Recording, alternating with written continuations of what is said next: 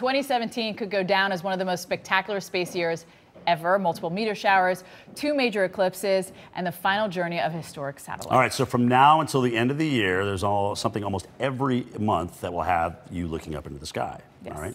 Joining us now to talk about the incredible year that is on its way for us is Kelly Beatty, the senior editor of Sky and Telescope. Kelly, thanks for joining us this morning. What's going on here in 2017? Everything's aligning us for us, huh?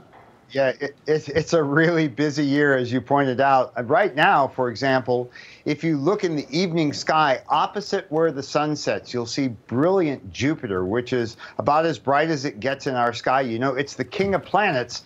NASA's got a spacecraft called Juno around it right now. And if you've got a pair of binoculars or a small telescope, you can zoom in on that planet and actually see that it's a little disk and some of the moons alongside it. Okay, the big one, I feel like the mother event that is happening is the solar eclipse in August. And we need to make sure it's cloud-free. You need to make sure that you have glasses so that you don't hurt your eyes. Let's do that.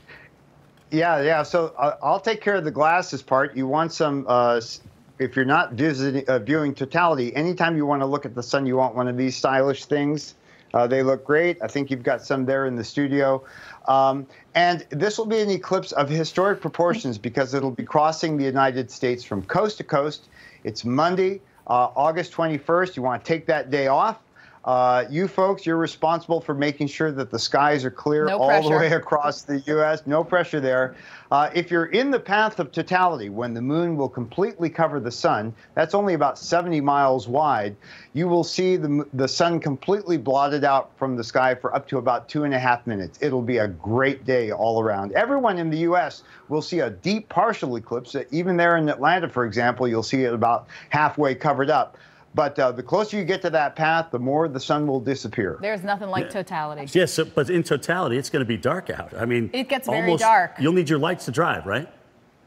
Well, that's right. It suddenly turns into deep twilight. Now, all around the edge, you'll be able to see the sunlight where it's not total. But where you are, up in the sky, you'll see a black hole where the sun used to be, and around it, the electric white, pearly atmosphere of the sun, which we call the corona. And you can only see that during a total solar eclipse. So, Doc, you take care of the weather for us, too, so we can all see it, all right? I think that's our job, Camion. All right, let's talk about a 20-year mission coming to an end, a journey for a spacecraft, the Cassini. Yeah. Oh, yeah, the Cassini spacecraft, which has been in orbit around Saturn for, as you mentioned, the mission itself has lasted 20 years. It arrived there in 2005. It's been sending back thousands and thousands of awesome pictures. It dropped off a probe that landed on the moon Titan. Really, this will go down as one of NASA's biggest and best scientific missions ever, certainly in planetary exploration. Now, Cassini is on its last legs. They've changed the orbit so that in September it will dive into Saturn. And between now and then, it's going to give us some spectacular images, and has already actually, of the planet's polar regions and especially the rings.